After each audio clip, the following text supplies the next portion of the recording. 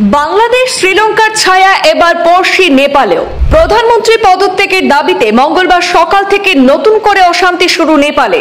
নেপালে প্রেসিডেন্টের বাড়িতে ঢুকে আগুন লাগানোর চেষ্টা ক্ষুব্ধ জনতার। প্রধানমন্ত্রী ওলির ইস্তফা দাবি, ভাঙচুরের অভিযোগ প্রচণ্ডের বাড়িতেও। জেন জির কাছে নেপাল সরকার নথি স্বীকার করেও শান্ত হয়নি আন্দোলন। নিষেধাজ্ঞা প্রত্যাহার করা হলো সমাজ মাধ্যমের উপর থেকে। মঙ্গলবার সকালে কারফিউ উপেক্ষা করে ফের পথে নামতে দেখা গিয়েছে নেপালের ছাত্র যুবাদের। বেশ কয়েকজন বিক্ষোভকারীকে আটকও করেছে নেপাল পুলিশ।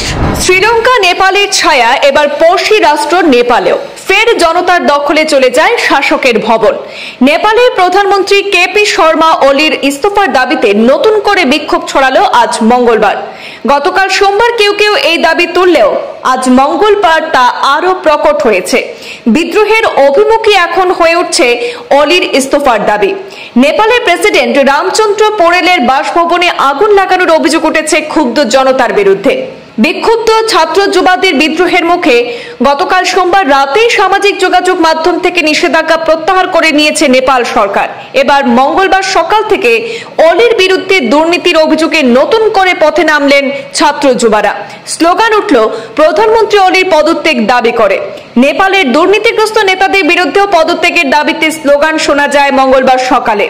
ললিতপুর জেলার খুমালতারে নেপালের প্রাক্তন প্রধানমন্ত্রী পুষ্পকমল দহল প্রচণ্ডের বাসভবনে প্রবেশের চেষ্টা করেন বিক্ষোভকারীরা। তার বাড়িতে ক্ষয়ক্ষতির অভিযোগ ওঠে।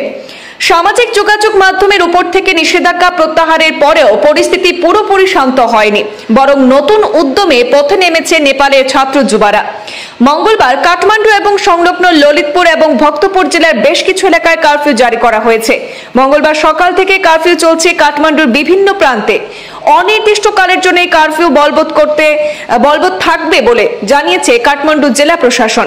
একই নির্দেশিকা জারি করেছে ভক্তপুর জেলা প্রশাসনও। ললিতপুরের নির্দিষ্ট কিছু অঞ্চলে সকাল 9টা থেকে মধ্যরাত পর্যন্ত কারফিউ জারি রাখার সিদ্ধান্ত নিয়েছে জেলা প্রশাসন। তবে কারফিউ উপেক্ষা করে মঙ্গলবার ফের পথে নামতে দেখা গিয়েছে নেপালের ছাত্র যুবাদের। স্থানীয় সংবাদ মাধ্যম থেকে জানা গেছে যে মঙ্গলবার সকালে কাঠমান্ডুর নিউ বানেশ্বর এবং অন্য এলাকায় রাস্তায় নেমে বিক্ষোভ দেখাতে শুরু করেছেন তরুণরা। কাঠমান্ডু জেলার কালেঙ্কি এবং বানেশ্বরে, ললিতপুর জেলার চাম্পাগাঁও সহ বেশ কিছু এলাকায় বিক্ষোভ হয়েছে। কালেঙ্কিতে রাস্তায় অবরোধ সৃষ্টি করে বিক্ষোভ হয়েছে। কয়েকজন বিক্ষোভকারীকে আটকও করেছে নেপাল পুলিশ। গতকাল সোমবারের বিক্ষোভে এখনো পর্যন্ত প্রাণহানির খবর মিলেছে প্রায় 19 জনের মতো। এতজন তরুণের প্রাণহানির জন্য নেপালের প্রধানমন্ত্রী কেপি শর্মা ওলির দিকে আঙুল তুলছেন বিক্ষুব্ধ জনতা এবং বিরোধী রাজনৈতিক দলগুলি। নেপালের প্রধান বিরোধী দল সিপিএন শিবিরও কিন্তু প্রধানমন্ত্রী ওলির পদত্যাগের দাবি তুলেছে।